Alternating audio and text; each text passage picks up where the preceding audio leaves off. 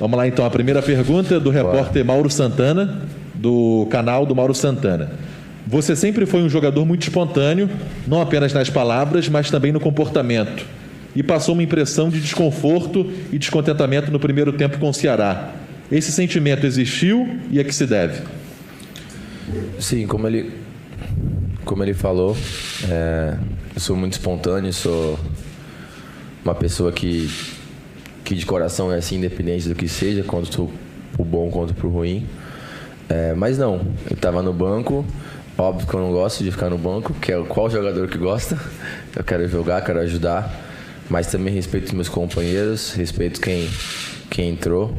Então, vi que muita gente falou muita besteira, principalmente da camisa, que eu não estava com a camisa do Flamengo, sendo que contra o Fortaleza eu também estava com outra camisa, entrei, fiz o gol, depois falou que eu não quis dar entrevista, falou que também que eu não treinei, sendo que nem teve treino dos reservas. Eu sei que quando eles falam essas coisas, eles ganham ibopes. E então eu sei que é normal que eles começam a reparar em tudo. Se eu ficasse sorrindo, é porque eu estava feliz de estar no banco. Se eu ficasse triste, era porque eu estava bravo de estar no banco. Então, confesso que eu não gosto muito de falar sobre isso, não respondo eles. Mas já que a pergunta foi feita, tá aí a resposta. Isabelle Costa, canal Paparazzo Rubro Negro. Nos últimos dias surgiram algumas polêmicas sobre panelas dentro do elenco e desavenças entre os jogadores. Diego Ribas, Felipe Luiz, Diego Alves e Rodrigo Caio se manifestaram. Gostaria que você pudesse falar como é o ambiente dentro do vestiário e no dia a dia. Outra coisa que eu acho que nem deveria ser perguntado, não existe isso. Claro que num grupo de 20, 27, 30, não sei, mais aqui no CT tem, sei lá, 50, 60 pessoas trabalhando diariamente, ter afinidade com uma pessoa é normal, mas aqui dentro do clube, que praticamente são os mesmos jogadores que ganharam em 2019, não tinha panela e quando perde tem. É uma loucura muito grande que está sendo criada. Mas creio que, como eu falei, da Ibope é o Flamengo, tem jogadores grandes envolvidos, é normal que falem, mas não existe. Eu acho que do grupo que foi campeão não tá 2, 3, eu acho 2, e então não tem por que ter panela, e isso não existe, é realmente muito engraçado. Monique Danello, Esporte Interativo. Essa semana muita coisa foi falada em relação à falta de comando. Vocês sentem que falta uma figura no dia a dia para colocar ordem na casa? Não, a gente tem sempre aqui pessoas que dão respaldo pra gente, como o Landim, que vem aqui às vezes, como o Marcos Braz, que está aqui sempre, o Spindle. Tem o nosso treinador, que está com nós diariamente. Então, não sinto que falta isso. Eu sinto que falta os resultados, que aí quando a gente ganha, tudo é maravilhoso. Bruno Cantarelli, TV Bandeirantes. São vários aspectos a serem analisados no momento como vivido pelo Flamengo. Mas, na sua opinião, qual é a principal mudança, a mais urgente que precisa acontecer agora para que o Flamengo brigue até o final pelo título? Vencer. Simples assim. Vamos lá, Raíza Simplício, gol. Na última coletiva, Ceni disse que um dos motivos por você ter começado o jogo contra o Ceará no banco foi ele ter identificado que você e o Bruno estavam jogando muito distantes, mas vocês sempre se notabilizaram por jogarem bem próximos. Isso é algo pedido pelo Rogério, um sistema de jogo? O que foi que mudou? Eu acho que, como a gente também joga muito tempo junto, é óbvio que as defesas também já se ligam mais na nossa movimentação, nas nossas parcerias, então é normal que também a gente seja muito bem marcado, mas a gente tem treinado muito isso com o Rogério, a gente tem tentado se aproximar mais, mas creio que os números provam que a gente tem dado resultado. Claro que pode ser melhor, a gente quer melhorar, a gente vai melhorar, então creio que a gente vem fazendo de tudo para se aproximar mais dentro de campo e fazer boas jogadas, não só para a gente, mas também para outros jogadores. Marcos Coelho, Rádio Tupi. Nos últimos dias, o assunto liderança do elenco foi muito falado no noticiário do Flamengo. Quem você destaca como líder ou líderes no elenco e como eles estão agindo nesse momento complicado? Eu acho que cada um tem a sua liderança. A gente tem o Vili, que fala mais com a gente, não tanto com a imprensa.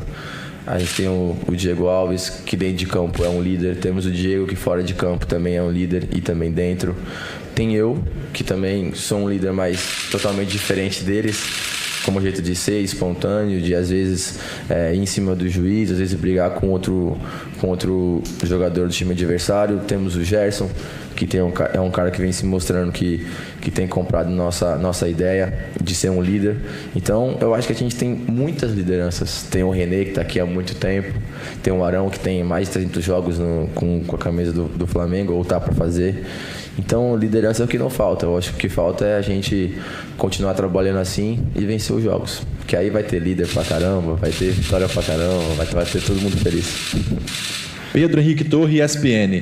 Chamou a atenção contra o Ceará a cena na qual você entrou em campo para sentar no banco antes do início da partida, ainda sem camisa de aquecimento e sem chuteiras.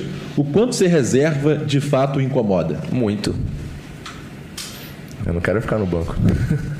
Mas ninguém quer. Quem quer? Ou você acha que quando o Pedro estava, ele estava feliz? E quando o Michael não está entrando, ele está feliz. Todo mundo tem sua parcela de vontade de querer ajudar o clube como o Flamengo, de ser campeão 2 vezes seguida do brasileiro. Mas creio eu que, como eu falei, a camisa, não sei se vocês já perceberam isso, mas na Europa é muito normal isso acontecer. Eu fiquei contra o Fortaleza sem camisa, eu fiquei esse jogo sem a camisa e não vejo isso como um problema. Fiquei sem a chuteira porque eu tive uma lesão muito séria no tornozelo e a minha cobão parece um gesso no tornozelo e isso incomoda um pouco. Então não vejo problema nenhum com isso. Como eu falei, gosta de se falar porque vai dar ibope. E como eu falei, se eu estivesse sorrindo é porque eu estava feliz e nem aí pro time. Se eu estivesse triste é porque eu estou bravo com o treinador. Então, creio eu que, independente de como eu ficasse, se eu ficasse pronto para entrar em campo, iria ser matéria. João Pedro Granete, coluna do Fla. O Flamengo foi uma equipe que se notabilizou pelo poder de reação, mas isso não tem acontecido ultimamente. Contra o Fluminense, vocês saíram na frente, mas o adversário melhorou. O Fla não se reencontrou e sofreu a virada. Contra o Ceará, o time sofreu um gol logo no início e não conseguiu reverter o placar. Para você, qual aspecto pesou mais nesses jogos? O tático ou o psicológico? Eu acho que se a gente for analisar, a gente está falando de um time que venceu uma Libertadores faltando 3 minutos. Estamos falando de um time que, contra o Racing, fez o gol no finalzinho. Então a gente tem esse poder de reação, sim. Mas creio eu que a gente, sim, precisa melhorar. A gente precisa, talvez, matar os jogos antes ou ter mais cuidado taticamente e psicologicamente para não sofrer os gols ou se sofrer, correr atrás para virar a partida. Então, acho que assim, sim, a gente precisa melhorar isso, precisa fazer mais gols, precisa tomar menos gols, que é importante. Então, eu acho que o nosso time vem trabalhando isso muito durante a semana e para segunda-feira a gente poder fazer um jogo muito bom contra a equipe do Goiás e vencer. Sidão Marinho, Rádio Transamérica. Para você, qual é o principal motivo para o Flamengo não estar conseguindo conquistar bons resultados nas últimas partidas? Eu acho que é uma mistura de coisas. Eu acho que não é só incompetência nossa, mas também mérito do adversário, sendo que a gente tem que minar isso. A gente vem estudando o Goiás durante a semana inteira e como eles também vêm estudando a gente. Então, creio que sim, é uma mistura de coisas. E a gente precisa melhorar em bola parada, em lances que talvez a gente não dê muita importância e acaba levando gol.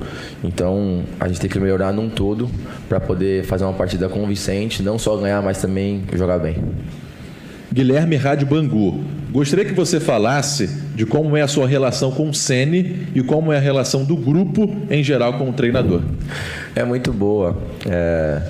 Como eu falei, com o Domi falaram que eu tinha brigado com ele no vestiário, que eu não gostava dele, sendo que a gente sempre teve uma relação muito boa, com o Jorge também, e agora com o Rogério. É um cara que eu tenho aprendido muito, é um cara que é um espelho pra gente, pois está sempre aqui no CT trabalhando, está sempre do nosso lado conversando sobre tudo, não só sobre futebol, mas também sobre a vida que ele tem, que ele teve no futebol. É um cara experiente, que já venceu tudo e está aqui de corpo e alma. Então a gente também está junto com ele para poder ajudar ele e ele também ajudar a gente.